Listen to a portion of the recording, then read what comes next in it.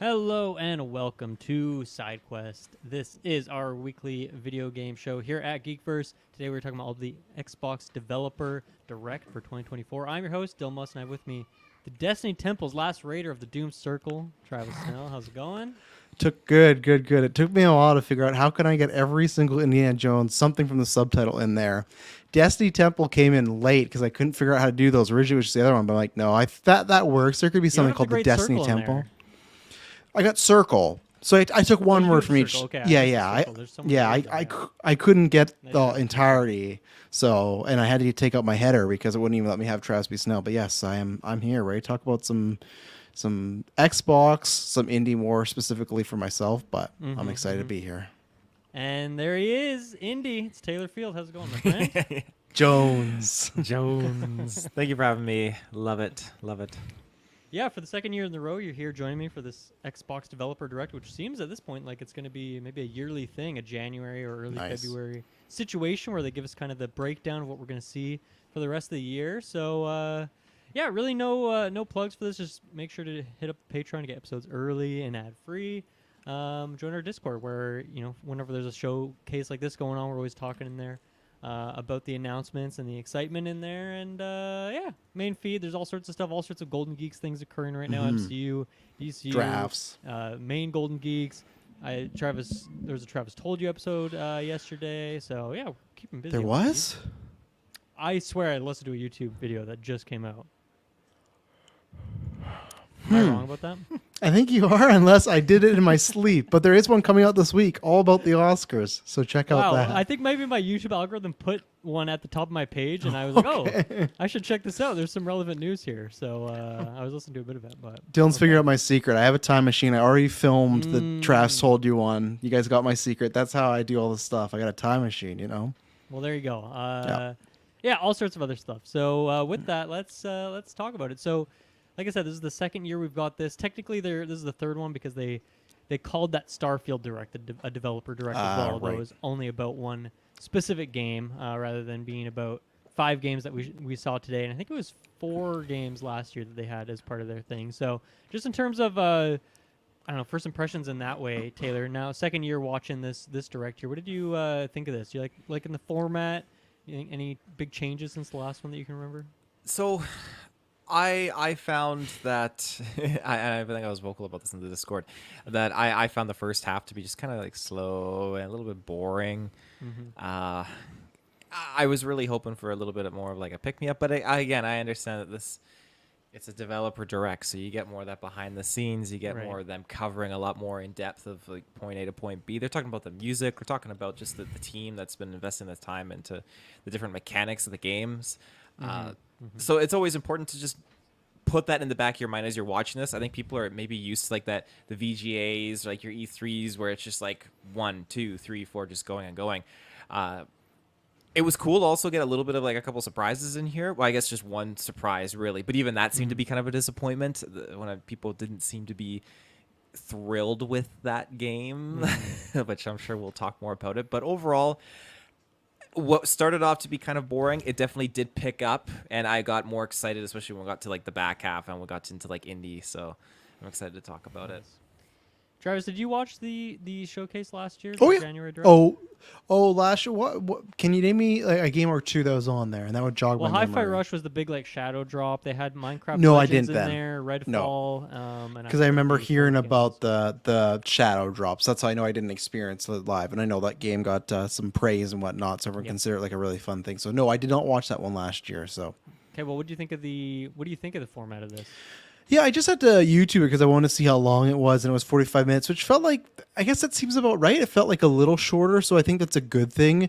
I think it's a pro and a con. I think overall it's good. I like the format of the show. I think they give each developer like pretty much the right amount of time. I felt like Indie at the end got a little bit more, but that kind of makes sense because it's like one of their bigger games this year. If not, like, yeah, I'd say next to Avowed, that's probably their biggest game that is public right now, right? Maybe there's some like, Gears of War we don't know about or something like that. But yeah, so I think I liked it. I think the only tough thing is they did the surprise thing, which we'll talk about, but it's tough that I think you got to watch that because, one, you don't want everyone to expect each direct that might happen, and two, it's stuff that usually I feel like you should save surprises for something that's more 4 quadrants for everybody, where this felt like a very specific surprise. But I think it is a good thing that they announced ahead, hey, these are the 4 things we're talking about. These are games, this is what to expect. I think that's why maybe with last year they did something similar, and that's why I didn't really tune in, because I wasn't feeling Redfall and the other stuff on there wasn't for me. So I think that is, for a viewership wise, it's a damned if you do, damned if you don't. Because if you show these 4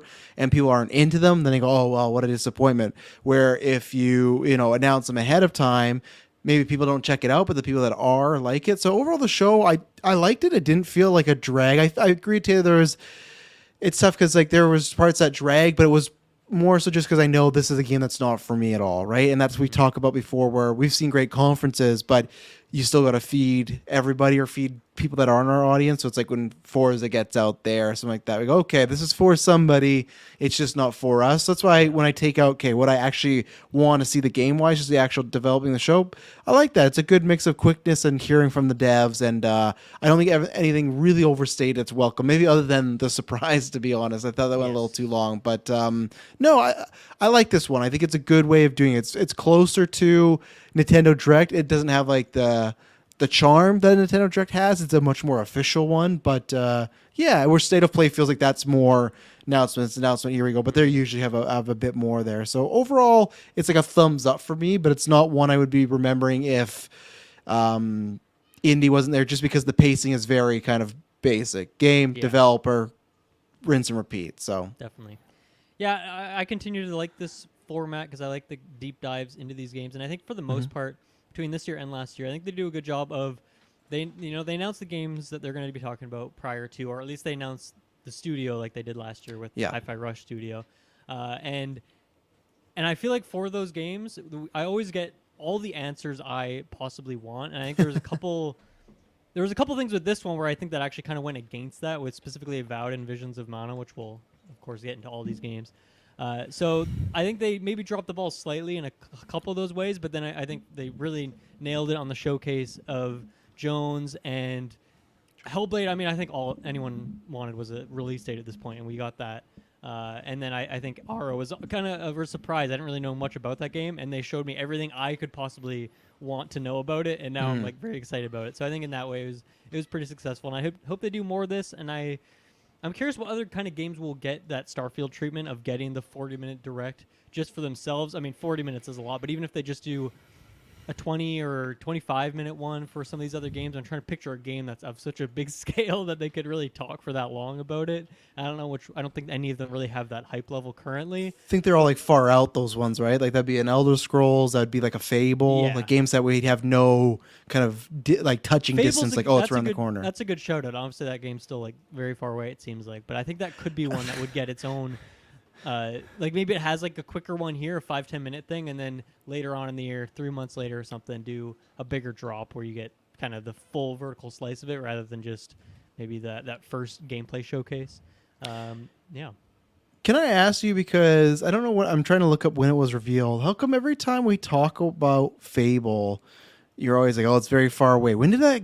Why do I feel like it was like 2 years ago? Am I wrong? Was it very recent we got that revealed? It might have been announced 3 years ago at this point. I mean, still though, we've seen it twice because there was that initial teaser trailer with like the frog eating the fairy, yes, and then just like the title card, and then there was another trailer.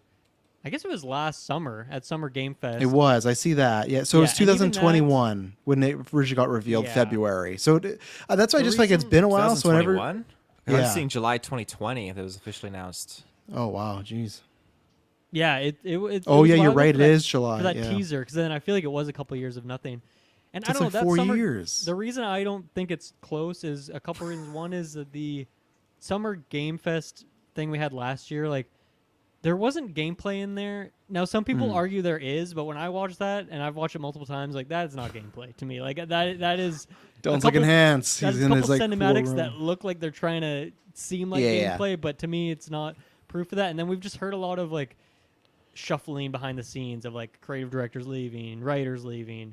I feel like there's been a ton of turnover and change, which makes sense because that studio has made only racing games for like 100 years. So it makes sense that you're trying to bring in some new people, maybe some other people who aren't interested in making a game like this. So those are kind of the reasons why I think it's further away. You know, maybe a late 2025 or 2026, but that's kind of where I guess 2026 would be like a safe prediction for me. So it feels far away still, but. It's just crazy to hear like practically a 4-year-old announcement, and every time you talk about it, you're like, oh, it's so far away, and I just like in my mind, I'm like, that doesn't make sense at all. But well, I mean, think wow. about it, right? Like the Elder Scrolls 6 announcement was Yeah. even before Fable, and that's like we're probably not even going to hear about that for another at least 2 or 3 years before we even get like the first inkling of any sort of information. But who knows how Xbox is going to roll that out compared to Bethesda? But we should get into this showcase here. Though I would always down. Let us know when you think Fable's coming. We'll take Yeah. bets in the video game Discord. Let us know. We're going to go out of order here. They saved this for the end, which I think was the right move because it's the big hype one. It's the one that I think most people were tuning in for. Indiana Jones and the Great Circle. So we're going to start here. This is announced for 2024. No window, but just that, other than the yearly window, I suppose. This is the first we've seen or got really any meaningful info about this game. So Taylor, throwing to you first. Like, what did you think about this? We got 10 minutes of gameplay mixed with a bunch of info from developers and then there's been more info on articles and stuff posted since then. So yeah, what are you thinking of Indy so far? Yeah, this was definitely the highlight. I was super excited. I was not expecting the first person view. That was definitely the big kicker for me. And so I was I'm understanding it because I've seen some people talk about how they didn't want to go with that Uncharted vibe and just make it kind of, I guess, be like a copy of that to a degree. And when you put this game into third person, I could very much see how it would fit that vibe of being Uncharted. But I like the idea of using the whip in first person. I like the idea of just being able to do all these puzzles and just explore it in this field of view. So that's definitely a huge highlight for me. I'm not a fan of the title. I don't know why they were actually The Great went Circle? With that. Don't the like Great that? Circle. Yeah, I'm not a fan of that. Can but, you describe why you don't like it? I just think it's very it's too simple. When I think like even Dial of Destiny, Now that Raiders you of know the the Lost meaning Ark, of it, Temple though, of it Doom. doesn't enhance. I was playing with it in my mind, like what's another like good idea they could do, like Earth's axis or like the Earth's I don't know something. Don't get access out of there. Get access. Yeah. Maybe Earth you could keep in workshop, but get access out of there. I don't know. I feel like it's like we talked about a couple of years ago when they did reveal Dial of Destiny. I just think Indiana Jones and James Bond are two franchises where you just like the name or you don't, and it's just like a vibe. It's just something where it's just like you hear it. You can't really describe. There's certain times where it's like Insidious, The Devil Made Me Do It. Like that's obviously a bad title, but for something like Great Circle, like because that's in one way that I just feel like I don't know if I feel like I'm out of touch or something, but I just feel like many people saying the title's shit. People are so mad about the first person, and I just don't get. I don't get it at all, and I don't know. I haven't heard like a compelling argument, so that's why I wanted to see if you had one. But I know with something like that, it is strictly vibes. I want to ask you, just quick 10-second addendum.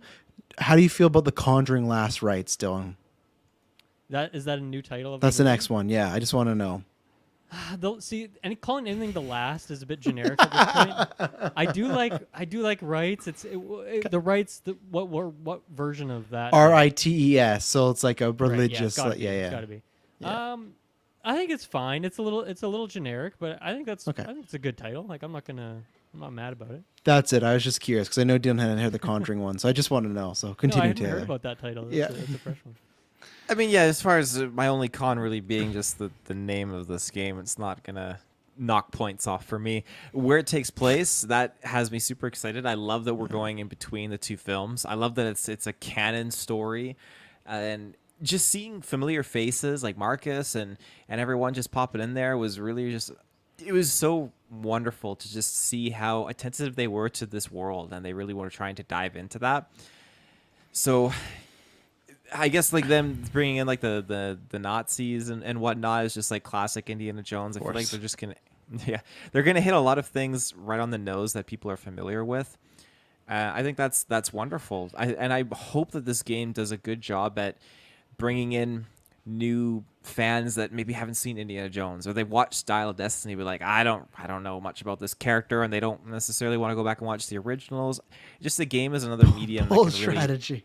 Yeah, bold strategy. Yeah, it's just another format that just can bring in new fandoms and players and whatnot. But I said that it reminds me of like an Uncharted meets Far Cry because of just how interactive the world seems with what you're doing, and I want to know how far that really extends. Like how much of the world are you interacting with, and what are you like? Are you limited to like you're in an area where you have to unlock this door, for example?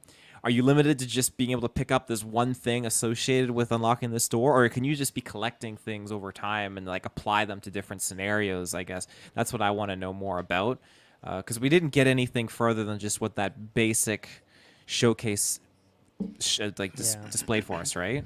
Yeah, I mean that's we've got like a couple more slight details in articles, but nothing about like level design or anything like that. But that's definitely one of my bigger questions. I wanted to ask you guys about that too, in terms of just what is the structure of this game. So we can talk about that later. There's definitely a lot of questions, but I think they did a good job of providing more answers than I got questions out of the showcase. Which other games maybe that is not the case for. So yeah. Is that your piece, Taylor? Any other? I mean, thoughts in closing, I hope that it comes out this year. This is definitely like a day one for me. I want to be immersed in this, and I feel like if it does anything like feeling like you're in a movie, I mean, I'm there. It looks like such a fun time. So yeah, nice. So I should mention this as well, that if you want to hear our thoughts on the Indiana Jones movie, boy, do I have a retrospective review last year in preparation for Dial of Destiny. We went back into the retro for all of the movies, so all that's available in the feed. You can search that. But yeah, Travis, what are you thinking about Indy? Yeah, I think what you said, your last point, Dylan, where how much they revealed is what I was happy with, because I knew we were getting to see some, and I think the idea of like first person versus third somehow plays the plot and everything. I kind of had the idea, okay, we get that, but I had in my mind we could get half of what we end up getting, so I was very happy with what we got, because it could have been easily, we need something big for the direct, show that, and then we could get the coming 2025, right? I was actually fully prepared, even if it's early, and it still could be, right? Because right now it's fall 2024, so things happen, but I feel... I don't know why I did draft it, so maybe that's why I'm just putting it out in the universe. I feel confident it's going to hit this year just because we've talked about this before, where, of course, summer things will come, but there's a lot of open slots, and I think this is a great year for this game to come out, because next year, just like movies, like 2025 is just like stacked, loading up, right? It's like, oh, just even Grand Theft Auto alone, it's like, do you really want to be coming out around that same time? So I think it has from what I saw, it has a really good possibility to be the equivalent of what Spider-Man was for, the game to the comic book character. Same thing from the game for Indy to the movies. I know that's been like a big debate, and it's so funny that, how much has changed in the podcast. I'm somebody that's on the side of, not necessarily on the side of first person, but I'm fine with it here. Like, I could see a case for either one. I didn't think it was going to be third just because the history of the company, like I never really questioned that. I just kind of assumed like that's what it's going to be. Even the first teaser was like kind of from a first person perspective, right? It was the map and the compass. Then when he grabs the whip, like, so I didn't mind that. And I liked what I saw for the majority of the part. I know they had to partner with Lucasfilm and everything, but I wasn't 100% convinced it was going to be Harrison Ford's face. I know it's not his voice, but I didn't think it had to go that route. Same way as like, who's the Hitman people that are making the Bond game right now? It's IO Interactive, right? Yeah, same thing as like they just said, hey, it's a new Bond, new actor, like it's not anything tied. I thought they easily could have done that. I've just taken Indy as a character and done that. So that's kind of like a fun bonus, and that's when I love playing characters from the third perspective. But if you're getting the cutscenes with Harrison Ford's face, like that kind of scratches that itch for me in a way, right? So overall, what I saw, I liked. I'm hoping the puzzle stuff is really good. I'm hoping it's not just like level or Lego material, where like Lego has puzzles, but it's like they're also made for like 8-year-old kids to solve, right? Like I would like some sort of thinking. I would like, okay, I am stuck here. What do I do? So I hope it's not just like whip this rock into this hole. I hope there's a little bit of that.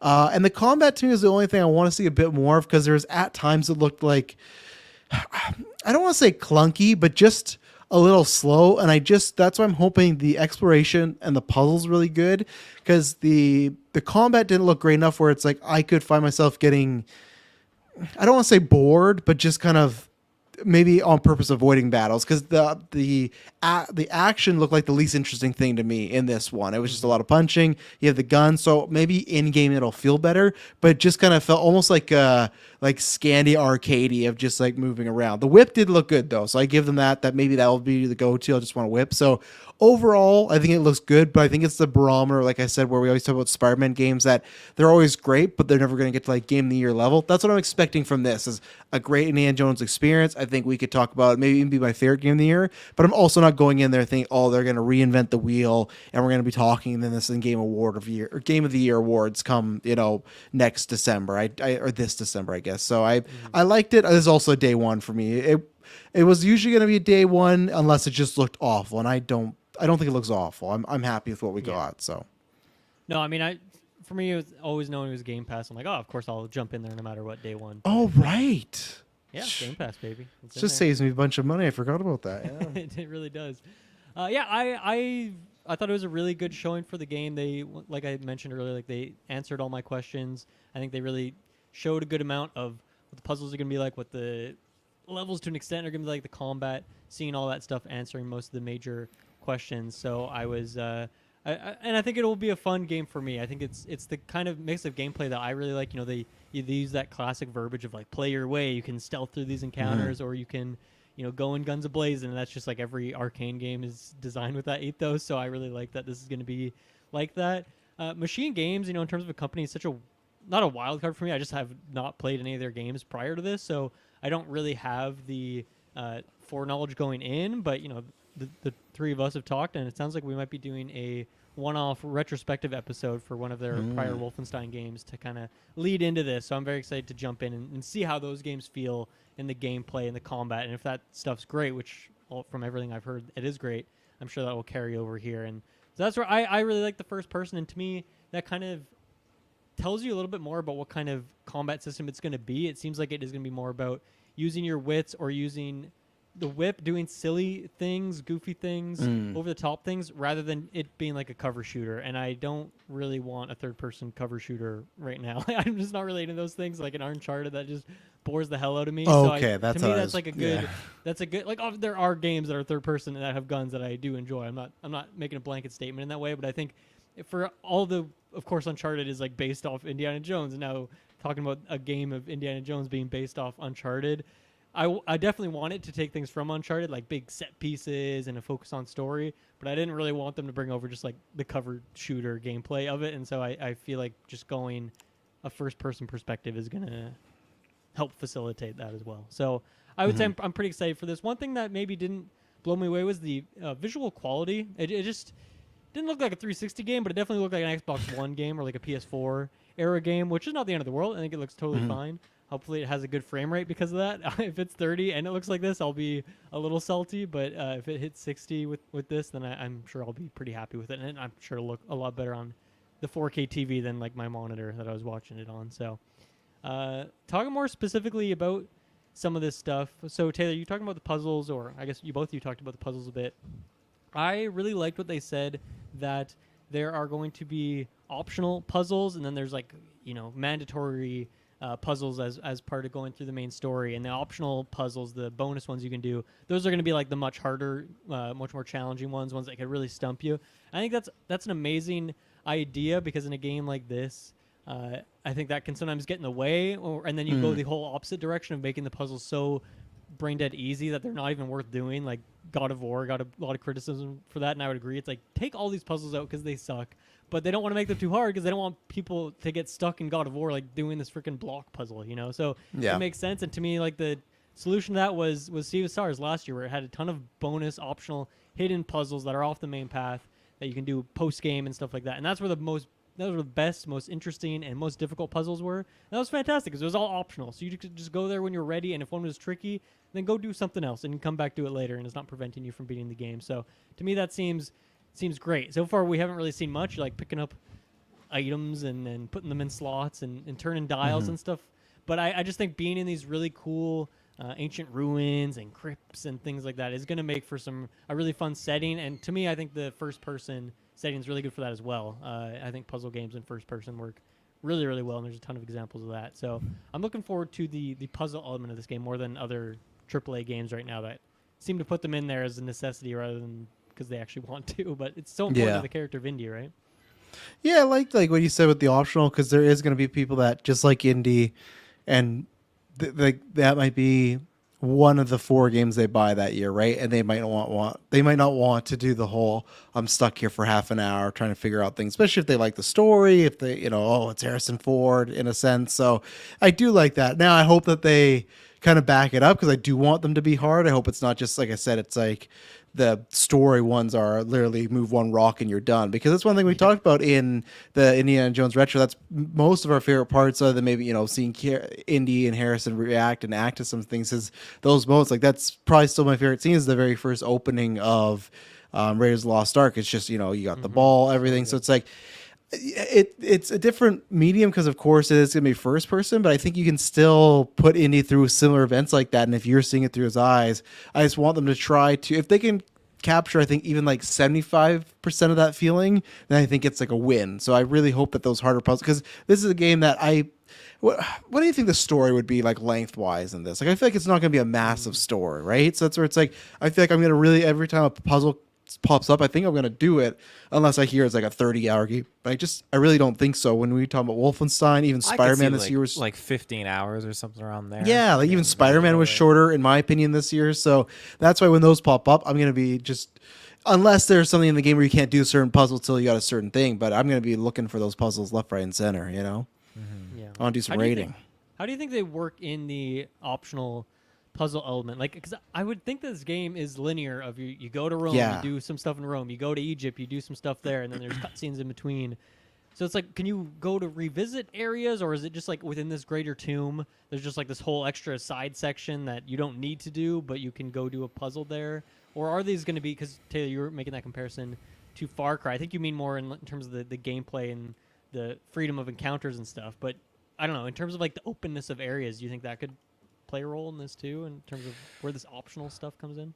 Well, yeah, it's interesting because I when I think of this game, I am instantly kind of just imagine like, oh, well, you're gonna be doing these puzzles to unlock and progress forward like you would be in like an Uncharted game. So just to kind of look and observe this is like, hey, you can go to certain areas and you can do certain things. Those certain things will not necessarily have it. Maybe they'll enhance your time to progress in the narrative, I guess, or maybe they'll offer you certain pieces of equipment or certain things that'll make it easier to progress. Yeah, because it's skins, it's weird. Costumes, exactly. Stuff like that. Yeah, because it's weird to think about something that's not going to affect your ability to finish the game. It's just weird for me to think like that. Do you think you're gonna have stuff?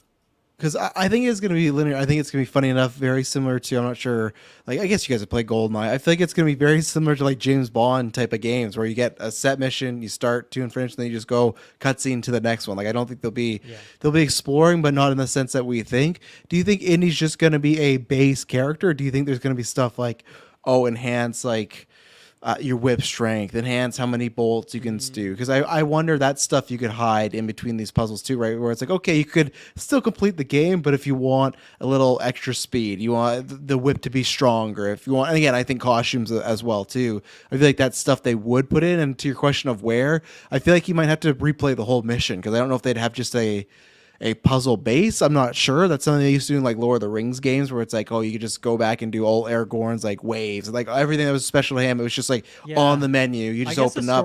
Story wise, they could just like, Indy could have a little journal or something, and you like open up the journal, and he's like revisiting the memory, and then you like zoom in, and you get put in that memory, and you kind of get put back there. Or maybe it's just like when you beat the game, then you can kind of go chapter select and go to that. Because I think you're right in terms of that setting of like, you're gonna have a set piece, you're gonna have cutscene, and then you're into like the more open area of that, which might have some combat, puzzles, some rooms and whatnot. And I feel like it probably is gonna stick to that structure, especially if we're going to all these different places in the world. That also makes me feel like you're gonna get 2 or 3 missions in each location, and that makes for a good runtime and good variety and that sort of thing. Yeah, I guess in terms of the upgrades, I don't know, because all we saw here was technically like punching, the whip, and the one pistol, right? Like the revolver. So I don't know, like, because it's like, do they just have RPG? Upgrades? Do they have upgrades for the pistol, or are you getting other guns and other weapons? Yeah. It doesn't seem like they are trying to highlight the action as being this huge bombastic thing with all these different tons of movement options and dashing and dodging and all these weapons. So I would say I think they're going to keep it more simplistic, but yeah, there's got to be like some sort of meta progression. I don't even like something like skins too. It's not like Indie's known for having. I guess he does have a few like iconic costumes, but even then, But with I the guess, first like, person element, Yeah, of it, yeah, I guess it's so. like Right. I don't see that as much as a focus. But Because you you know, just see when he's climbing a pole, and it's like, oh, he's in his white suit from Yeah. Indy too. But and the cutscenes, I would feel like would have their specific character looks because it would be off. So yeah, I just feel like we've been seeing this more and more for Xbox games that are, of course, if day one into Game Pass, and they want to have some reason for you to buy something additional on top of that. And Yeah. I feel like with Indie, or for most games, like they have like some sort of skins, like Redfall or Starfield had this kind of thing. So I feel like they would maybe want to do something like that, but hopefully within the game as well, there's some sort of customization. But I don't know, with what I was shown here, like I don't even know if I want or need or care about that kind of stuff. If it's there, it's exciting. But you're right. So then when there's you gotta be put in some the sort of puzzles, progression. yeah, what do you put there then, right? Is it just little stuff Yeah. like extra ammo, extra like strength in the whip, more stealth? Because they say you can sneak around. Like, is it just stuff like that, just character based like attributes then? Yeah, I mean, I guess they can do like story elements, story beats could be a thing that they do there. But I don't know. I really don't know what the reward would be for doing those things. Other If than it's just story, like like if wanting it's to. story beats, would that be at risk of detracting from your overall experience? I mean, I guess Well, it's I mean, I don't think they would hide optional, like cutscenes behind them. I just mean more like notes and things that you can read to get a little bit more info on these Right. places or these artifacts that you're finding. Mhm. I also, do you guys like with all these indie things always having some amount of paranormal element to them? Do you think there's going to be anything like that in this game that like goes into your character and how you play through the game, or do you think maybe that would be Oh. part of the story but not necessarily change your playstyle at all? I could see a specific level mission doing that, like the way at the end of Temple of Doom, Indy gets taken over and he's like, voodoo magic and stuff. I could see some like you get bit or a curse get on you and maybe you're stronger, faster, something like that. But I hope it's nothing like level 2 you get some curse and the whole game is like, oh, and Fireball Indy has powers or something. Indy has this secret fire ring, and it's like, oh, I don't want that. So I think there'll definitely be supernatural stuff. I think Tony Todd, great Tony Todd, Candyman, he just did Venom. Like already this bigger dude, there was creepy stuff around. Felt like, okay, he's gonna have some supernatural stuff going on. But I hope if that happens with Indy, it's one very curated, specific level / mission. I wouldn't want it the whole time, I think, or even if it's like if you have like some sort of, I don't know, like lantern that does something like blind your opponents, like I don't know, whatever magic mumbo jumbo it is. I don't want that on the side. What else? They also showed some couple like set pieces. We saw one where you're in the back of a car manning the machine gun, taking down a plane. There's one where you're jumping from one plane to another. So I Yeah. feel like in that very Uncharted way, we're going to get some of those fun set pieces that you need because it's indie, and that's a big part of it as well. So I think those are going to be fun, even if like gameplay-wise, mechanically, they're not that interesting. Hopefully they're able to capture that scale of it and make it feel grand and big swelling music and whatnot. That'll make it feel epic. I'm looking forward to some of that stuff. Yeah, and that's one thing you mentioned too. We didn't talk about, but I'm looking forward to all that set piece stuff because I think that's something you have to nail. Some of the best ball hunt games did that. But what you are so I was liking so far is obviously it's not John Williams coming back, but they stress that they're very happy with this composer.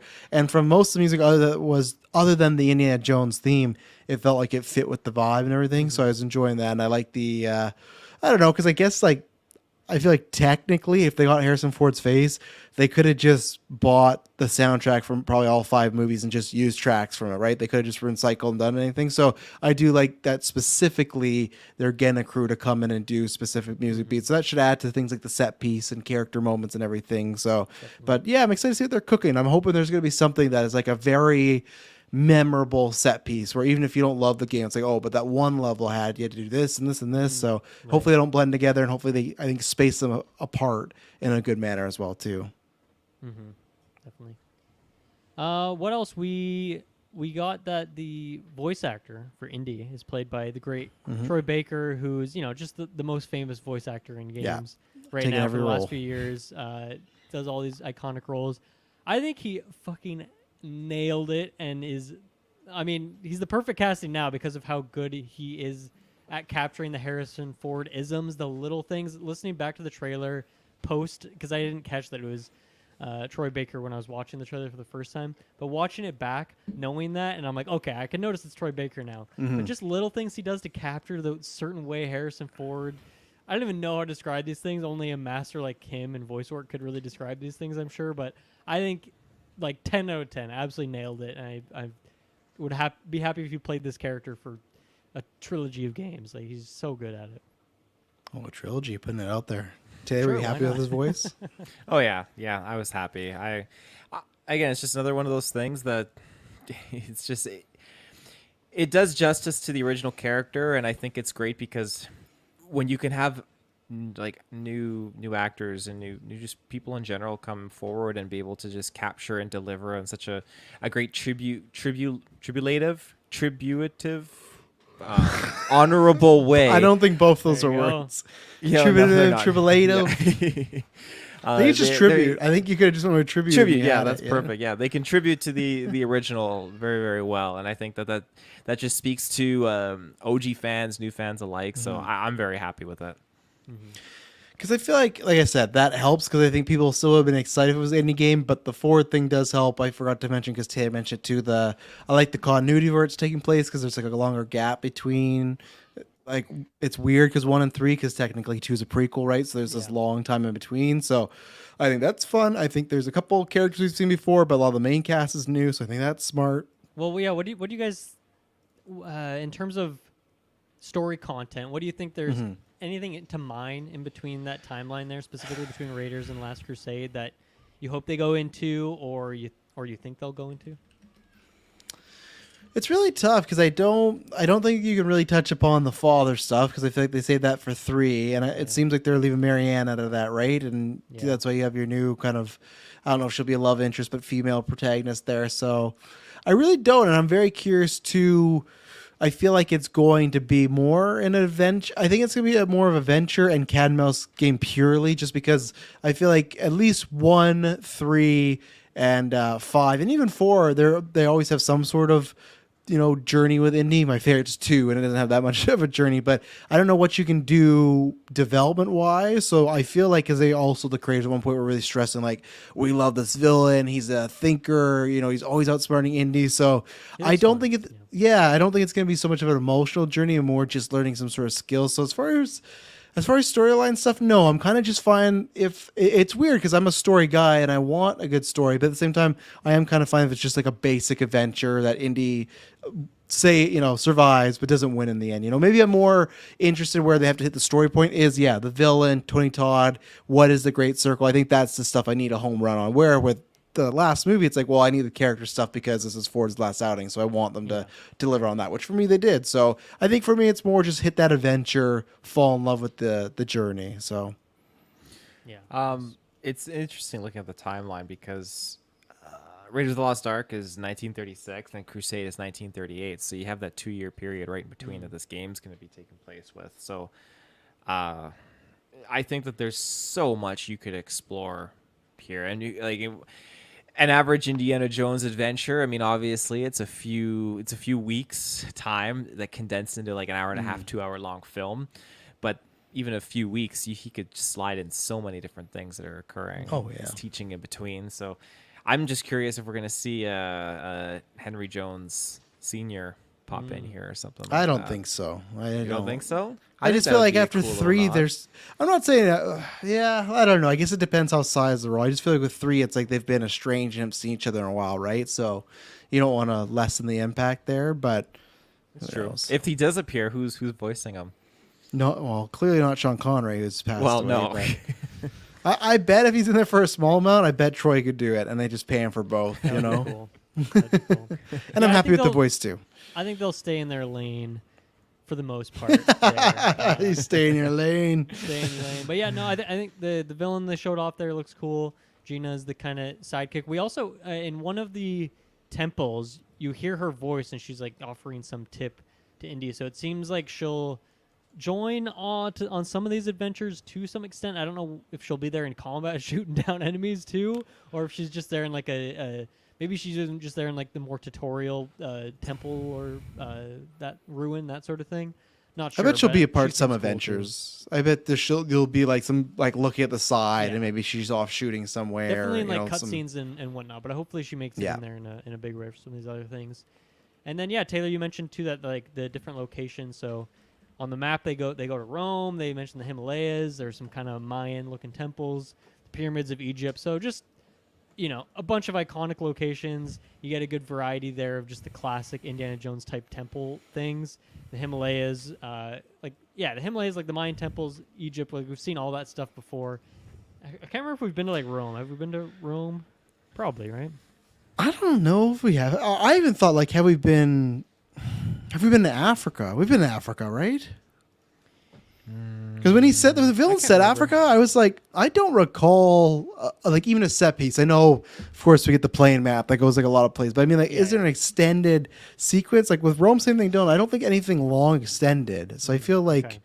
yeah, I feel like those two are missing something there, which is good. That's good. That's one of the first things you should do when you're charting out the story. Is okay, what has Indy not done? Because you don't want to make it just the exact same. You want to capture the spirit, but have it feel like, okay, we're doing something different. You looking up I to mean, him? well, I was just curious because like apparently people just say he's been to Rome many a time, but like But in the movie- Syracuse in Dial of Destiny when he goes back in time, I think that's pretty close to Rome. Oh yeah, sure. Why not? I won't count that one. I Different style Rome. that's the whole game. You just go back in time and you're Indy, doing that stuff. Yeah, it's like not the first time he's traveled back in time. Apparently Yeah. now, if we retconned it. The last. Once again, the release date 2024. They didn't say anything else for other games. They did specifically say fall. When we were talking in Discord, we all seem to think summer at a different time: June, July, August. One of those. I took summer August. That was months. August I took. Yeah. Yeah. I feel pretty solid about that after a few days thinking on it.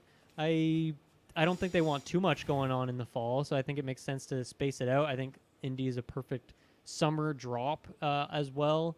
So, and I kind of hope it is too, and I think that'd be good for them. Like maybe just right after like Summer Game Fest and all that stuff. Like you do one last trailer, and then you have a big release in July or August. I think that would be a really good timing. So I hope. What they- is the hope they aim Xbox for fall that. game then?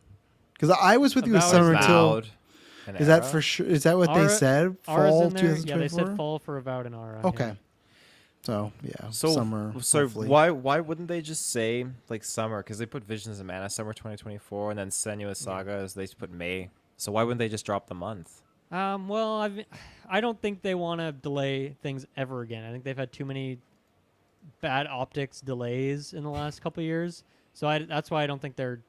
I think they're just playing it safe, and they just don't know yet. So they're just going to say 2024. It could be a 2024. We're very much reading into this. Where I just feel Yeah. like, okay, if they're going to say 2024 and not fall, then it's got to be summer, right? If you already have your May release, or it's 2024 so late that it's very pushable, and I think there's a good chance That's what that I it worried. does yeah. get pushed as well. But Oh. if it is 2024, I'm assuming summer if that is to be believed, but who knows if that's going to stick. I mean, we saw a lot of the game. Like obviously they're showing us a very curated amount. But in terms of like the way I look at Fable, I'm like, it's not ready for a long time. I look at this, I'm like, oh, that looks like a launch trailer. Like let's get this shadow dropped and releasing right now. That would be insane if they shadow dropped Indiana Jones. Oh my god! Be available after this direct ends. Never, be- People never. go crazy. I don't think you could do that They with could do that it for big of Hi-Fi a Rush, game. but yeah, doing that for Yeah. Indiana Jones, I don't Eh. think Disney and stuff would be happy with Yeah, that lack of marketing budget. yeah. So yeah, and it's funny because like, just the Game Pass thing I kind of forgot about. So I'm just curious of like, wonder what Disney views as like a sign of success with that, because we have that with Blade, which I feel like we didn't even talk about Blade, but at least with Spider-Man, it's like, well, okay, you're getting all these copies you're selling, right? Midnight Suns, you're getting all these copies you're not selling, but at least there's like, hey, what do we get in return? And that's why I'd be curious of like, how does Game Pass work for in the business in general? But when you got someone that is a third party, that there's not many Lucasfilm games right now, they're very specific to certain companies with Star Wars. I wonder what what is Bethesda Todd Howard? Because he said he pitched it to them. He said this is a game he's been dreaming to make forever. He's a huge fan, so that's great. Hopefully that's all true. But like, I wonder what like everyone says that when they're working on a game, right? But I hope it's a genuinely like, hey, I love indie. I'd love to do this. For someone who's like, oh yeah, of course, it's been a big fan. It's like it's an easy franchise to be like, yeah, I love indie. So that's I would love to be a fly on the wall, see like what does Lucasfilm get out of it? You know, like I'm sure there's some profit, but like how do you measure that in the Game Pass like subscriptions and everything? So that's what I mean. That's where I think those add-ons that they've been doing come into effect, where it's just you the outright game, like the $90 game is what it is, but then you can get that upgrade to the Legendary Edition, whatever they call it, or you have like that $50 thing or $40 whatever it was that they had for Redfall and Starfield. So obviously that's a smaller chunk of money there. But obviously for Xbox it makes sense. So yeah, you're right. When they're bringing in different partners, it definitely brings up that question of how does the money get split? I'm not sure. Yeah, because Xbox doesn't care. It dropping on Steam, which I'm sure that'll do I think it'll do very well on Steam as a game as well. I could see that being a thing a lot of people want to mod as well. So get it on there. Oh man. So yeah, I think in that way it'll probably have some good sales still. And we've even seen that tons of games that drop into Game Pass still sell a ton of copies. People. Oh, and you're gonna get that like the most downloaded in 24 hours. Like I don't think it's gonna be Starfield, but it'll be like in 2024 the most downloaded, first played in 5 hours. I'm sure there's games. a lot of people that have all the Indiana Jones movies DVDs on their shelf, and they wanna add the newest thing in there, right? And they need to make sure, because people will miss this. Xbox when it comes out, every time you open your Xbox, there needs to be an ad for this game. So people that they've even missed it go, oh, there's an Indiana Jones game, and once they learn, it's a click away if they have Hopefully Games Pass. A nice theme for the they got to do front page Game Pass. It's the first thing you got to do that for like until Avowed out. I feel like if you want to really make this a big deal. Yeah, definitely. I'd be very, very interested in seeing if they have like a nice physical special edition that comes with like an indie statue and all that kind of stuff. That'd Maybe be like cool. a golden or even idol like or something. Maybe golden idol, or gold. even if they add like usually special editions circle. come with like the soundtracks now too. Yeah, circle. So I mean, like a game like this, including the soundtrack to download, would be super, super hype. But you mentioned mods. Could you guys imagine if they did like a Captain America mod where you're like the main villain is just like reskinned as Red Skull, and then Indy is reskinned as Captain America? Man, you're getting someone ideas. Get out there, you know. Yeah, Xbox didn't want to make a Marvel game. Well, now they do it with Blade, but yeah, that could be a way they do it. Or you get Shia LaBeouf's character in there, Mutt. You just reskin that. Yeah. Leave him in whatever that movie's called. Yeah. Any other thoughts on Indie? No, I'm excited. It's like, I'll say it like exceeded expectations by a little bit, not in a way like blew me away, but I was like, okay, I'm happy with this, and then I went a little bit more. So we're on the right track. So I'm really excited to play it, and I hope it's good. So Where's this on your most anticipated list now for just game releases? Not for this year, but just in general. Oh, like that'd be like a fiver? good side quest. Just like even just in general, throw like anything else. I don't know if it's a like. I guess it depends on the status of Knights of the Republic, but like I know I got Grand Theft Auto in there. I know there's the Wolverine game. Yeah. I feel like it might be a top 10. Because I feel like there's already other ones where it's like there's replaced somewhere in there. You know, hopefully, you know. So that's a tough thing. But I guess announce things, I'd say definitely 10. But we should, one time if we have a slow week, we should do just overall, because I don't have that list in my mind right now. I got for this year, but for like the next Overall, 6 years, you know, like where's Beyond Good and Evil, you know? Yeah. Who knows? Skull and Taylor? Bones. Top 5 for you? Skull Top and 10? Bones. I'd say this could be top 5, but again, I got to revisit, just examine my list. But this one's definitely got me hyped. Good stuff. Okay, with that, how about we take our first break? We'll be right back. Okay, we are back. Next up, let's talk about Avowed. So this game is coming out in fall of this year, is what they said here today. I'm a huge Obsidian fan, obviously. I loved Grounded. I think Pentiment was a really cool game. The Outer Worlds was a good time. Fallout New Vegas, one of my favorite games of all time. So this is a studio I'm a big fan of, and I just think they do a lot of cool, weird, unique stuff. And when it comes to RPGs, they do a lot of those kind of things in terms of your dialogue choices have impact on the world and all these things that you want to see from a game like this. Avowed though as a game, originally we got that first trailer for it, and it was a teaser trailer, but it looked really cool. And it was like, man, Obsidian is making their version of Elder Scrolls, their Skyrim, and that got me super super hyped.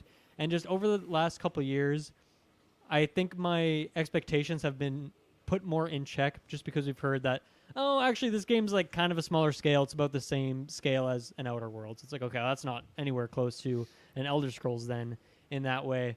And I think because of that, like my expectations have kind of been, not my hype level's not necessarily going down a lot, but just that expectation. I just don't foresee this being like an all-time great game for me. I just think it's going to be like solid, and I like the fantasy setting more so than Outer Worlds, but I did enjoy my time with that game too.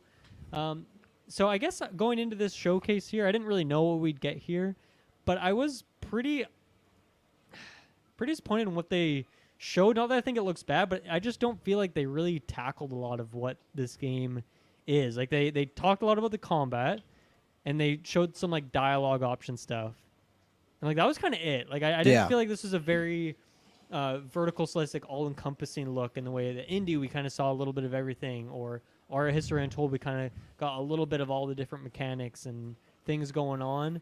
This is one for me where I feel like they kind of dropped the ball in showing the scope of this thing, because I imagine it's going to have a bunch of RPG elements to it. There's going to be all these cool companions, and I feel like we didn't see any of that stuff, and that's what's kind of disappointing to me. So obviously we'll talk about what they showed here, but what did you guys think of this showcase?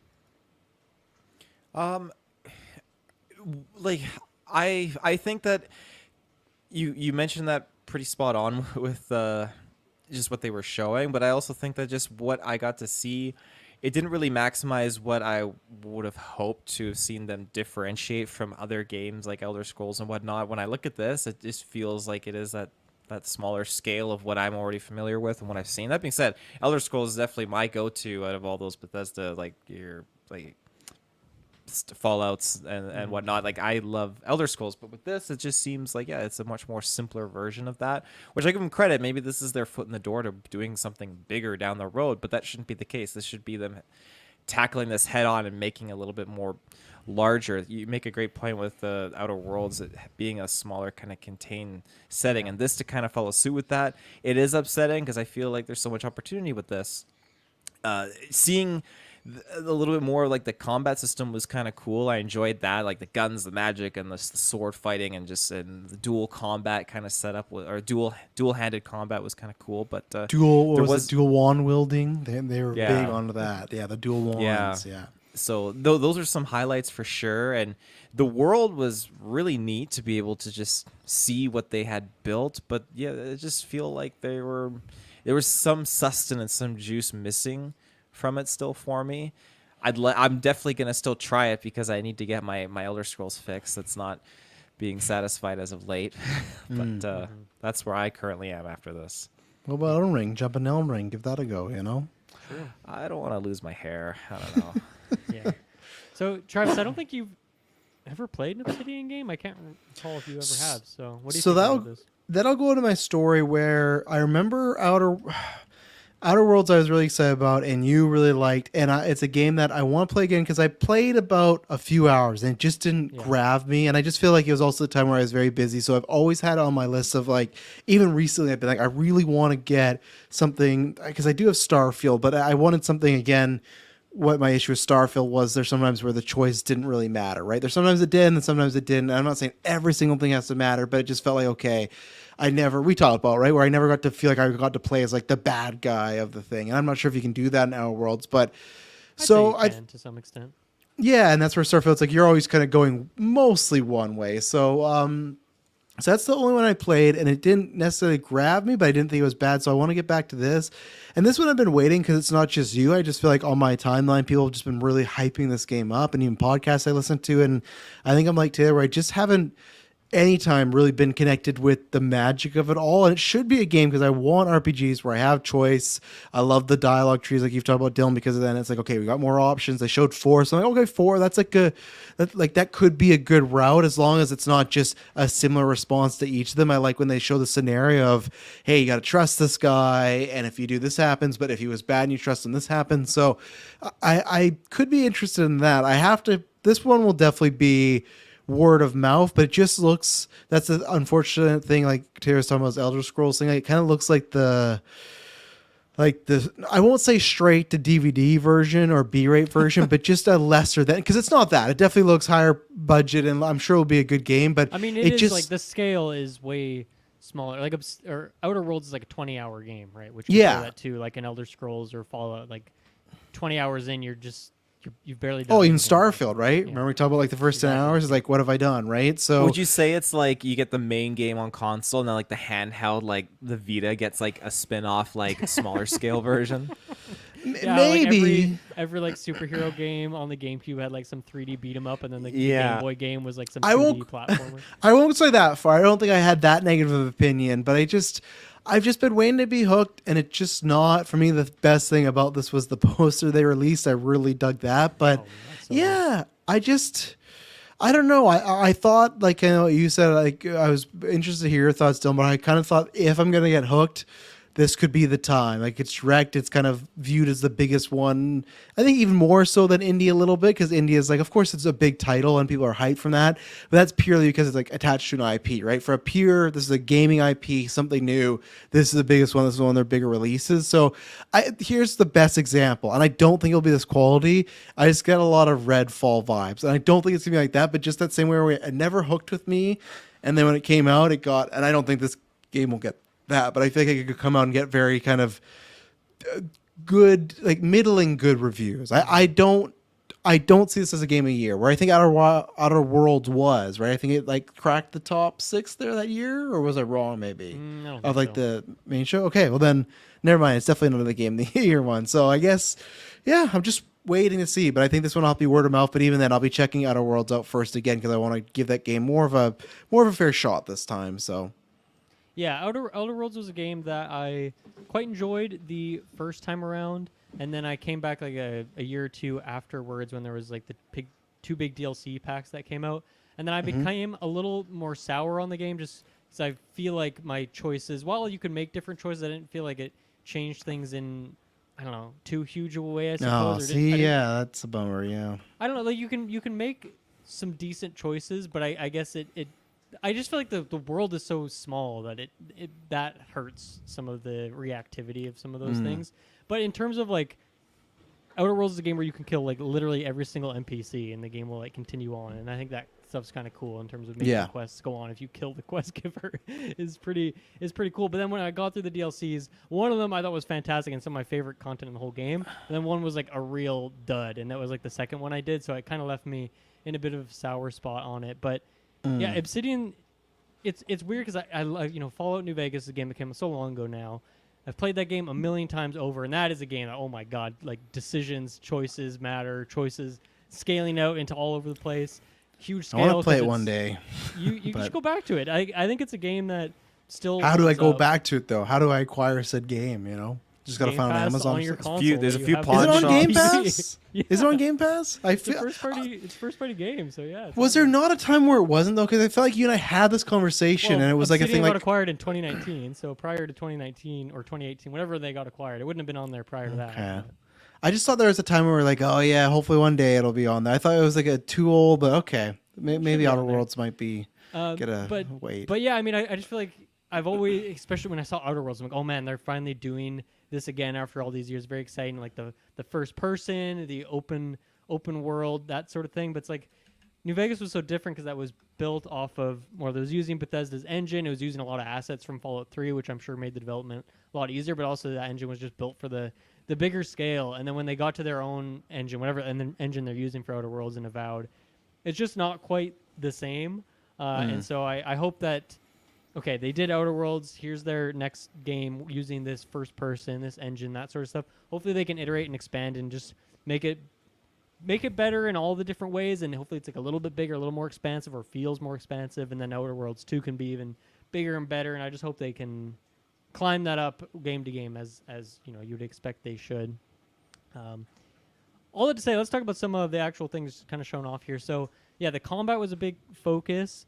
They showed the wand kind of magic combat where there's you can just kind of shoot your wand and just like kind of does a generic little beam, almost like a bullet, right, as they alluded to. Or you can do more magic abilities like freezing enemies or using the root ability, which looked really fun, fireballs, that sort of classic stuff. And then there's the classic melee combat. You got your shields, which they're really highlighting. And then there's even guns, which I did not expect, like simple guns, like big, chunky, heavy revolvers. I don't think there's going to be like a full LMG or anything like that in here. But yeah, and then they really stressed this loadout system where you can like make different pre-built things. So you can have your build with your sword and your shield, and you can quickly switch over to your like double wand thing. And so it seems like it's going to be very frantic combat, very on the fly. And to me, it seems like they're building a lot of these combat sequences like little D&D encounters. Like they're really taking into account the environment that you're in and how that's going to change the fight. And I think that element of it seems really fun. And I think this does look like a good improvement over Outer Worlds just in terms of game feel. I think it looks really solid. I'm excited to mess around with all these different weapon types. I think that'll be fun. And it seems like you don't really need to do multiple playthroughs to really like try out some of these things in meaningful ways. It seems like they're trying to make it so you can at least put your toes into all these different types of combat and build it out. So I was pretty impressed with that. I like the combat they were showing against these lizards. Even with the combat though, like they really didn't show a ton of different enemy types and stuff. It seemed like they tried to show like this one sort of encounter against these specific lizard guys. A lot of that. So I don't know if they're really trying to hold back here so they can have like some other bigger showcase in a few months where they show off a lot more or something. But yeah, I guess maybe it was a little bit limited, but I was pretty impressed with what they showed with the combat. I think it looks fun. It looks like a good, even maybe a bit of an evolution over Skyrim system of really building up that dual wielding part of it, which was the big thing that Skyrim did over Oblivion and stuff. So I'm pretty excited for the combat of it. See, and that's where, for me, it's like I go back to my roots where, like, the indie game, for a most part, like, okay, I can get into this, I can see this, where this was like, this doesn't look like anything I want to do in first person. I don't know why. It just was not, it didn't necessarily look bad, but it just didn't look like something for me. I guess I didn't love the dual wanding like everyone else. I did actually really like the inclusion of guns. I know, like you said, they're little ones, but that kind of took me out a little, which I know, like, closer to, it's a supernatural medieval fantasy world, so you can include them, but I was kind of like, and I guess I don't have to use them, but I just wonder if I would have preferred them building some sort of other more magical-esque weapon that could shoot. I know you got wands, but as well, but yeah, I know you got wands, but man, just even something a little bit creative. But yeah, for me, it was the RPG elements stuff that were the things that would have got me, but nothing fighting wise was really. I was the opposite. That kind of pushed me out, actually. So that's where I was on that one. Fair enough. I can appreciate the quick change ups of just your setups for weaponry, because that's with Elder Scrolls. That's always something I find like I'm frantically doing. You pause, then you go and you gotta like change your spells or like swap, make sure the right things on either hand, and you it have can a be million super things in your frantic. favorites tab, and then again, Yeah, absolutely. So it can get very chaotic. So I like the focus that they're doing with that for this time around. I think that's really, really nice. And I imagine that, that's something they really did want to focus on, is you're going to be dealing with different enemy types in these situations. So their weaknesses and certain advantages you can get and one-ups on enemy types is going to be changing drastically and quickly. So I do like that. It looked like too, and maybe I'm mistaken, that they were able to like lock on to certain targets at times. I thought I could see like, I thought at certain times like they were just like casting spells or attacking, but it also looked like a circle will kind of like hone in on like an enemy type at times when they were like attacking. Maybe it was just part of just the weapon they were using or something completely irrelevant. But that's I'm sure wands like. maybe to some extent will have like homing missiles. Yeah, things, right? That makes sense. One big question I had was like a huge part of Outer Worlds. Probably my favorite individual part of that game is the companions. I think that is so well done, where the voice acting is really good. They all kind of have their individual quests that you can go do. There's like travel banter when you're just going through the world, and they'll be talking about they'll have some random conversation, and it could get interrupted by some random enemy encounter, and then they'll pick up the conversation in a very natural way. And it's like amazing stuff. And so I was the thing I was surprised to not see here at all is they didn't mention companions. I'm sure this game's going to have it, but even in like the combat, I was curious to see how would that evolve or change, especially in like the fantasy setting. That's so much about, having a team composition of you got your healer back here, you got your tank, barbarian type, all these different kind of classes. And I think that's a very fun thing to do in Outer Worlds is build your characters out, and you can choose like how far behind you they stand, if they're really far back and they don't fight, or if they stand right behind you and they're kind of like your bodyguard. So much customization, and so I'm sure that stuff's going to be there the same it was in Outer Worlds, hopefully even a bit better. So I'm sure that'll hopefully make the combat stand out a bit more as well when we see some of that stuff. And I'm excited to see what kind of weird companions you can get, because there's a couple especially weird ones in the Outer Worlds.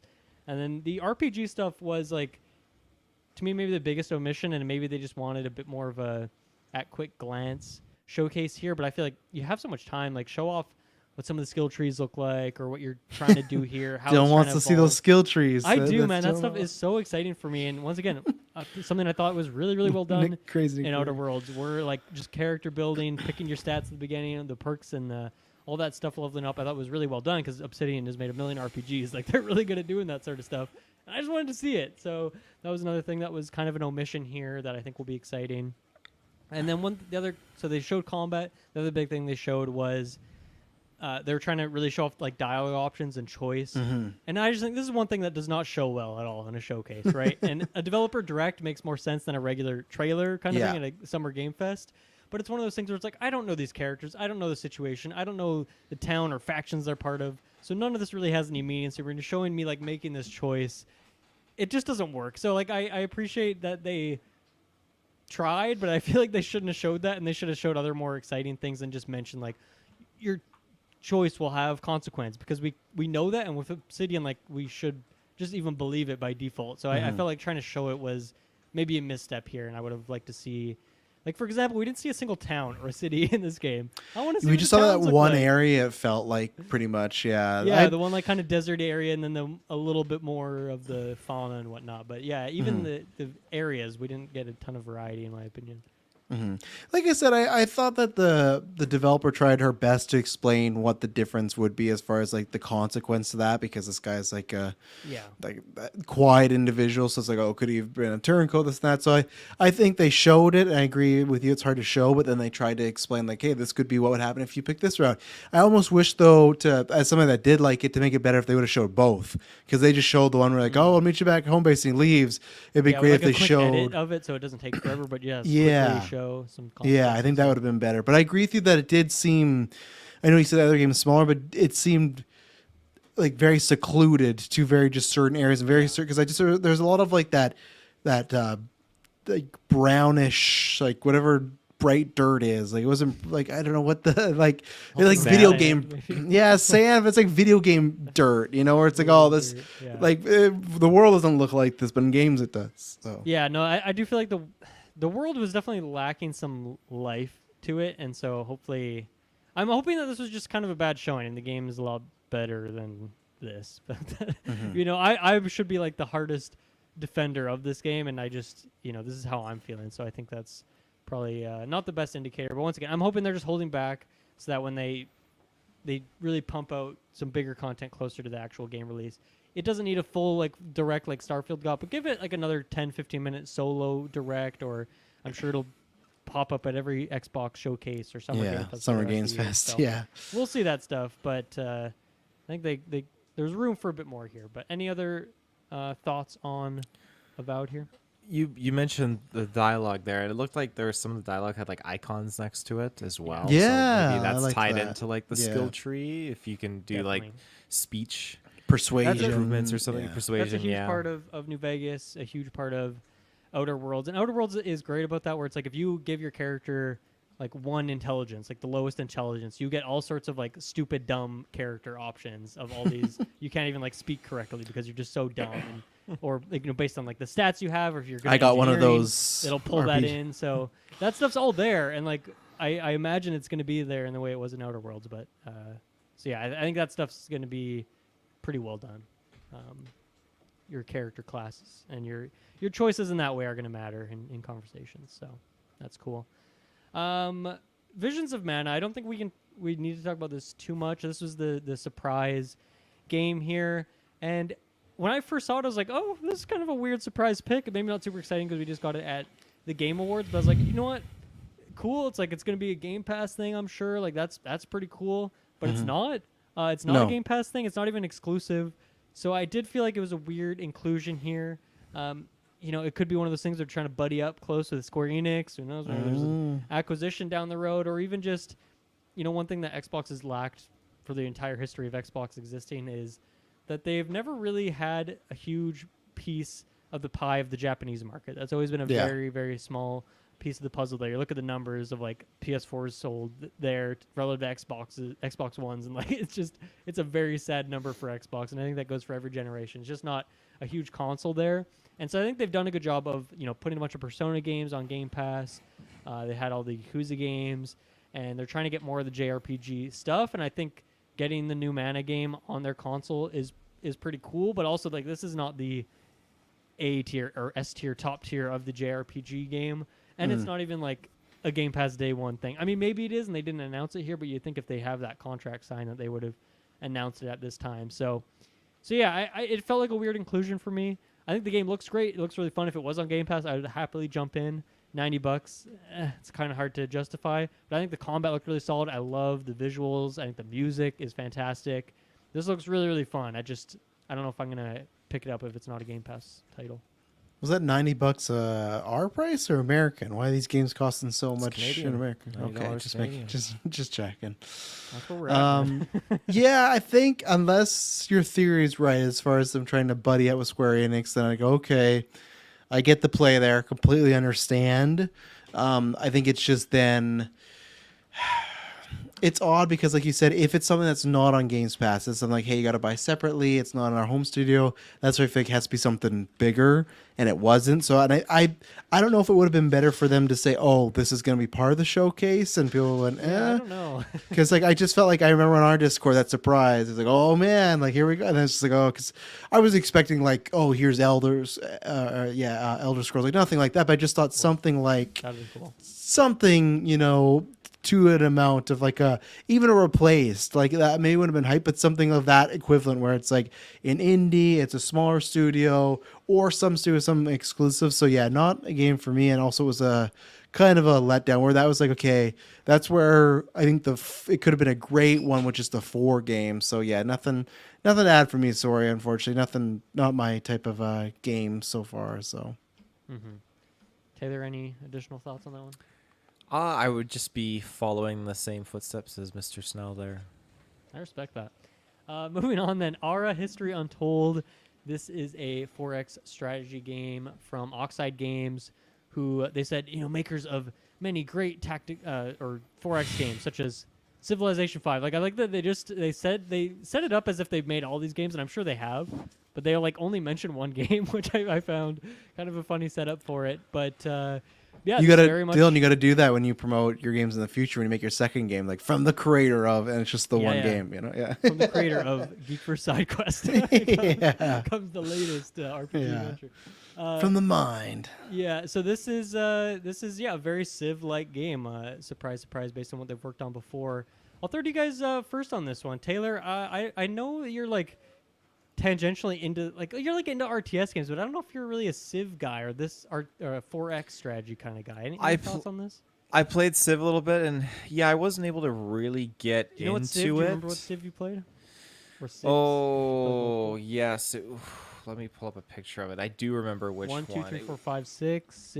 Civilization Revolution. Civ games are like, After are Earth, they the space one or whatever it's called? Are they all in the era of like Taylor? You talk about how you like Napoleon. Are they all in that type of era of war and everything like that? Like all the Civ they games? go through like history. Like you start in like caveman era, and you go all the way really, up to, and you go all the way up to like putting a satellite or a spaceship on the moon, that kind of thing. Yeah. I always wanted to dip the toes, but one time. This could be your time. Yeah, I'm just looking because I'll be doing Dune soon, but I'm looking for that next great RTS that I just love, And I know this is not an RTS. Sorry, just to stop you there. Was it not? No, it's not an RTS game. No, turn-based, right? Yeah, this is a turn-based turn-based strategy. But Civ is right. What's that? Civ is right. No. Civilizations is always turn-based. Yeah, this So what? this, What? this It's genre just a is bat. called like the 4X genre, where I forget what the 4X stands for, but it's like a grand strategy game, turn-based on a grid, or more of a hex sort of Okay. grid, turn-based. Yeah, you're building towns, you're doing war, but that sort of thing. Can't you do that in real-time strategy games? Build towns and stuff? Or Yeah, no? you can. Yeah, but it's not Okay. real time What's not real time? civilization because it's turn-based. No, I just now I get it. I meant more like there's RTS games where you can do said thing, right? Yes, Okay. Sure, yeah, like Age of Yeah. Empires, I think is kind of that's Okay. a closer connection than like StarCraft or. I just Command had a and Conquer, which is all crisis about of. combat. I just had a ego crisis because I was like, have I been referring to this genre the whole time wrong? no, like Because Battle for Middle Earth 2. That one, Yeah. that's an RTS. okay, but that's where you can also build towns and stuff like Dune that. So Spice that's why I Wars, was like, RTS. yeah, that's. But in Lord of the Rings, you build towns and towers and stuff. So I was like, fuck, have I been wrong for the past 25 years of my life? But we figured it out. Okay. You got it. So it So sounds Taylor, like you Age can't of remember- Empire might be more my. I can't remember what speed. Civ, but you're not Well- necessarily a huge Civ guy. But what do you think about this? I remember like one of them was like Civ 4 Beyond the Sword and like stuff like that. So around that Oh, wow. I that don't even know what that one is. these are like 2007 Taylor and made that up. 2009 Civ games because they're. I remember I went to Walmart and I got like a 4-pack of them, and this is when I dived in and tried them out. I was like, yeah, these aren't really for me. Now that being said, I was looking into some other games that Oxide had done because I was like, oh, this sounds familiar, and lo and behold, they did Ashes of Singularity, which is a game I picked up a couple years ago on PC, and I fucking love that game. It's a lot of fun. Okay. It's a An fast-paced. Oxide fanboy in the house. I guess so, yeah. It's a fast-paced RTS game. I really enjoy it. So that's piqued my interest enough to see what this one is really going to be able to expand upon.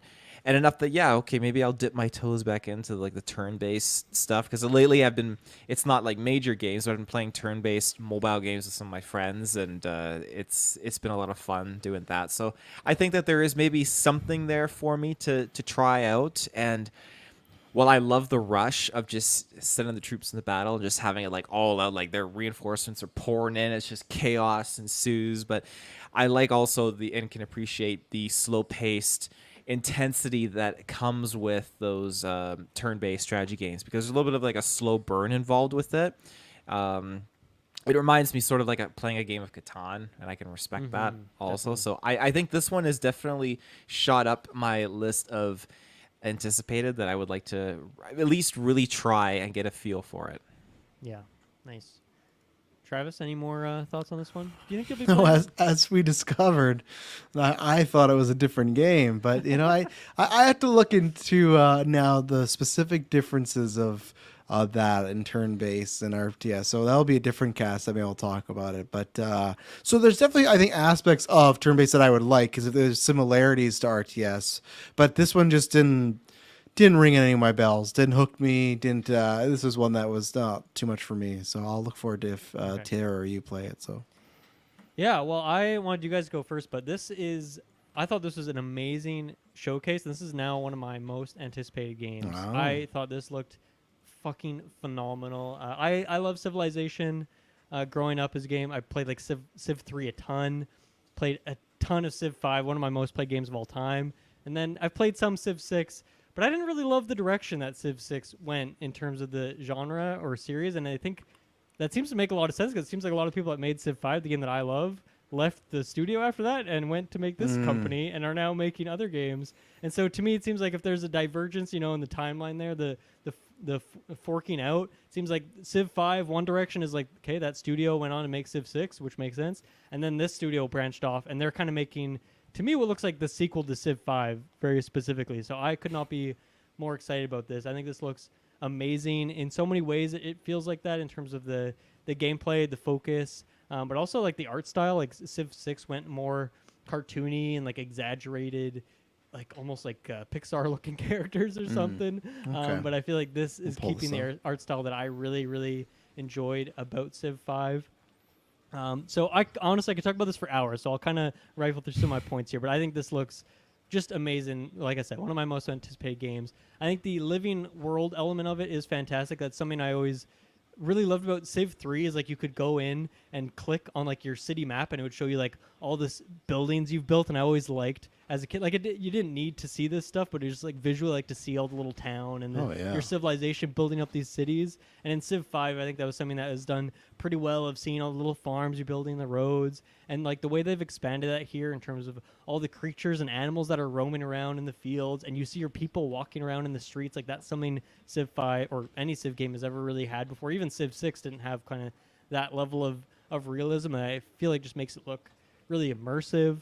It's got those freaking resource icons, which is one of my just favorite parts about Civ 5. That sounds so stupid, but just like the micromanaging of different resources and being efficient, or pushing into food to get a bunch of growth into your population, or switching over production to get this building built really quick. That kind of micromanaging, one of my favorite things about that game, and I see those icons, and it looks like it's going to be a very similar system, which I really enjoy.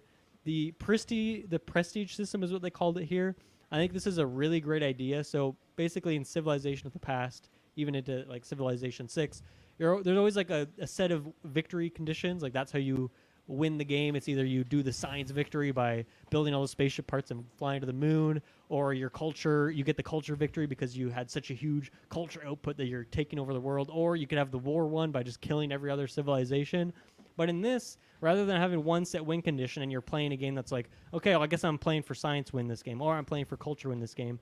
Instead, you're kind of having like a cumulative score that's a combination of all these different things. So now you're making like it seems like you're going to be incentivized for making I guess you could go still all into science if you want to, but instead it seems like, okay, I'm going to try and balance out my civilization and make sure I have a really balanced kingdom. And I think that's very exciting and is going to make for a lot more variety than even Civ 5 had, which is a game that I love. They mentioned a crafting system, which I've never really seen in a 4X game like this, so I don't know how to feel about that yet, but it seems like a cool thing. I'm into it. They talked about the kind of simultaneous turns, which is a big problem that Civ has always had, really long waiting for enemy turns, or if you're playing with a friend or playing online, like just long-ass turns waiting for people to do stuff. But then the simultaneous stuff was like, you could do it, but it was a bit janky, and it seems like they've just kind of refined that here. So everything about this, in every little way, all the little details are like lining up for me that I cannot wait for this, because I've played so much Civ 5 at this point, and I still go back to it every once in a while. It's just one of those evergreen games for me. But this feels like a sequel to Civ 5, and that's why it's so exciting. So cannot wait for this. I wish it was coming out sooner, but unfortunately it looks like it's coming out in fall, which I'm going to be splitting my time between this and Avowed at that point. And it looks like it's only going to be PC coming out in the fall. I guess on that Game makes sense. Pass PC. I didn't catch that in the direct. I was hoping they would have console controls for this, but yeah, man, I hope this runs on my computer. If not, man, that's definitely going to incentivize me to upgrade that computer. I really, really want to play this. I'm just trying to look. I could see it being a thing that comes console later, but always games like this, like control scheme's always been built for keyboard and mouse. So, but hopefully they get it over to Xbox at some point if it's not their day one. Yeah, just because when you click on their website, it has their page and it says coming fall 2024, and then PC, and it has the Game Pass stuff like that. Because if it was console, I would have jumped in. Because like I said, I'm jump up now as I hear you talk about it more, and like there's aspects that's like, okay, where's the place I want to jump into? So if it was on the console, I would have been jumping in for a review here just to try it out. Damn. Okay. Well. Because it has touchstones of things I like, and it's just thinking like, okay, I got to start somewhere, right? So it's like, I'd like to, because like that's where it's to a very lesser degree. But when I talk about my wrestling games, the GM mode, like when you're talking about all the little things you have to do, like I love those type of games where it's like, okay, do I got enough money for this? Oh, this superstar is not happy. Oh, someone's injured. Okay. Oh, this arena's booked. Okay, what do I do here? Okay, I can only do this and that. Like, I love the whole, like, I'm checking all my emails. All this. So, like, I know it's a different, but I like when you were describing them, like, my brain's firing off. Like, yeah, it's like, oh, okay. So keep me updated on that if we get any updates to that, because I didn't maybe love the showcase, but you're selling it more for me than maybe I was anticipating. So. Yeah, no, I just think it was one of those showcases that, once again, like I said, like tackled every element that I could possibly think of. Nice. And they answered all those questions. So, and it was a game I didn't really know anything about either. So I think that's why it's such a big shock for me, because I'm sure I heard about the game. I know it was announced prior to this, but I guess I hadn't paid attention because there's so many other Civ-like games that come out or are announced, and I'm always like somewhat interested, but there's always some part that I'm not super into. So to have it in front of me here, because I'm gonna tune into this Xbox thing and get that breakdown in like 10-15 minutes, it was just perfect. It did, because when you're talking about being announced, it did have an initial release date for 2023. So at one point, it sounded like Okay. maybe they were hoping Pushed for back a little bit. earlier, but yeah, it got pushed back. So, and do those Civ games they pop up on Game Pass and stuff like that? I think Civ 6 has potentially. Okay, because they're on console, so, or I at know least Civ 6 6. was. I but mean, I've seen like Okay. even because I know I had it like wishlisted on the Switch, and I know it's gone on sale for like $15 or something crazy. Mm-hmm. So you can get it. Those are games also that have like a million DLC packs that you don't Okay. need, but they definitely enhance it. But yeah, I don't know. I'll keep an eye out if I see one drop on I'll Game keep my Pass. eyes open. Okay, thank you. Any other thoughts on the history Untold here? No. Cool. The last game, Senua's Saga, Hellblade 2. This is the one thing that actually got a solid release date, and I feel like this is seems like a pretty solid one, of May 21st of this year. I don't think this is a game that we needed to see in terms of we already knew everything I think we needed to know about it, but I think we did get some good details here. The release date was the biggest thing, but we also know that this is a cheaper game. It's $50, $50 a digital only game. Of course, it's on Game Pass as well. They talked about how it is a shorter game, so I think maybe they said like 7 or 8 hours is kind of what you can expect here for playing through the story of this. And then we saw a little bit of combat, we saw a little bit of their studio and some of their mocap and that sort of stuff behind the scenes. But for me, it was really like, if they don't have a release date here, what the heck are you doing? They had their release date; it's pretty soon. I am all for shorter games. I think it's cool too that they had a shorter game and they decided to price it in the way that they feel is fair as well. I think that's pretty cool. You see a lot of games that end up being shorter but still charge that $80-$90. So I think it's cool what they did here. So I can't wait for this. I still haven't played the first game, but I know I was going to leading up to this game. I just wanted to play it closer to the second one releasing. Now that I have that release date, I'm sure I'll be playing it pretty soon. And since this is a shorter game, I'll definitely play through it. I think it looks fantastic. I like the combat that they showed here. They talked about how you're going to barely scrape through every fight, and I think they really showed that, and I think that's cool. I'm into that. I think that separates it from other combat systems that we've seen recently. So I think this looks fantastic, which is not surprising, and I'm excited for it to come up pretty soon here. What's the date again? May 21st. May 21st. Yeah, I've always wanted to try these, so we'll see around that time because I'm saying with you, never did the first game, because I've said this before. Now it's different because they have what's Kojima's game? It's OD, right? Coming up, like OD. Xbox, I feel like is starting to venture in different routes, but this is when I remember. The first one came out on all consoles, right? And then they bought. I think it actually was a PlayStation exclusive for a bit before it came out. Yeah, I think you're right, timed. Yeah, and that's where for me the vibe, everything about this game always feels like a PlayStation game. Like to me, it's like the most Xbox PlayStation game they have. Maybe Kojima will change that and a few other things because now they got like obviously they have who did they buy this year? What am I not thinking of?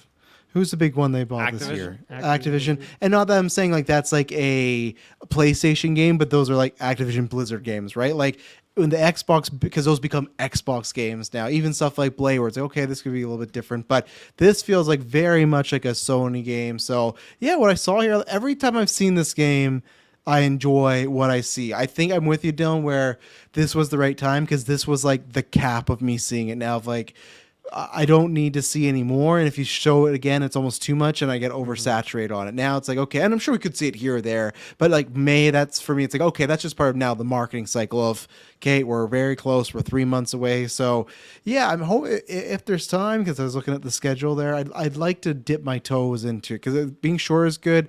Obviously it's on Games Pass. Got to check with you, but even if it's not, it's $50. So like, that's a nice thing too, where it's like, hey, if you, for some reason don't have that, then it doesn't cost as much. And that's where it's like, to me, it's fine if a game's short as long as the quality's there. It's the bummer when a game's short and it sucks or it's just kind of fine. And that's where it's like, wow, I didn't really get anything here. But from what I've heard this first game and then what this looks like, I feel like that, 8, 9 whatever hours it's going to be, looks like it'll be worth that experience. So yeah, I got my eyes on this. This just comes down to just what is going on around that time, but with it being Games Pass, obviously it makes it a bit easier. So we'll see. I potentially would like to, like I said, dip my toes into Hellblade and see, First because I've game always been looks interested. to be about 8 hours as well, so Yeah.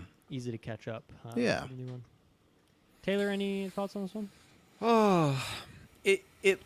I don't know if this is my kind of game. No. But yeah, no, Travis, you know me, and yeah, it's not my kind of game. But I'm not gonna deny the fact that it just looks beautiful, and I really enjoyed seeing this in this direct and seeing just the people behind the scenes, like just doing the mocap and just the work that they're investing into this game, because I could feel there's so much passion, and I liked when the staff is coming together and saying, like, you know, in a certain degree, like, I am Senua, and they're all saying, like, I'm Senua, and it's true because they all have created this character. I'm sure they don't all really like believe, like, I'm Senua. They sure. do. Yeah.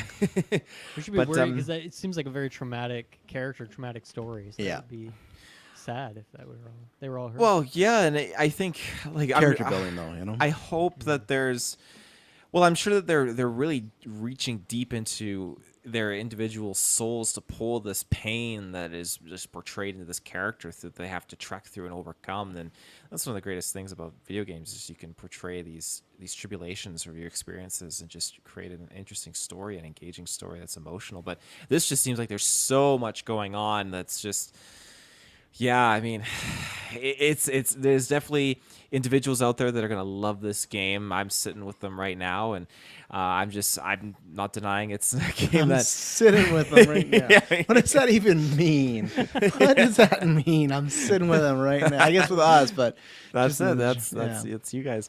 But yeah, it looks fantastic. We should do like an I am Geek First campaign, like for 9 or 10 year, you know, all the way there. I'm Senya.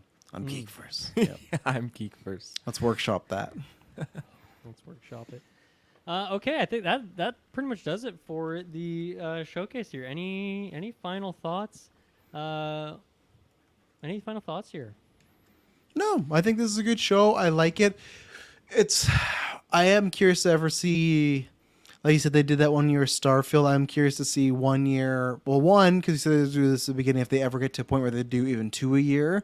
And then also, I'm because they have like the Xbox showcase. Yeah, the they have E3 thing in yeah, June, right? that's true. And then throughout the year, sometimes they just do like those. I can't remember what they call them, but they sit down with develop, like they're literally on couches, Yeah, they talking do, and stuff. they do So all sorts of things. So I think Yeah, it makes but- sense, like, to have, boom, start of the year. Here's like 4 Yeah. to 5 games, really deep dive, and then the summer is when you get just a shit ton of announcements. And then yeah, you're right. from that shit ton of announcements, pick 4 or 5 things for the next January. Like, it's a nice cycle, and I hope they can stick to it. They should. I mean, now that they have Activision Blizzard in there too, they have a ton of studios to pick from. I'm sure they'll always have games to show off.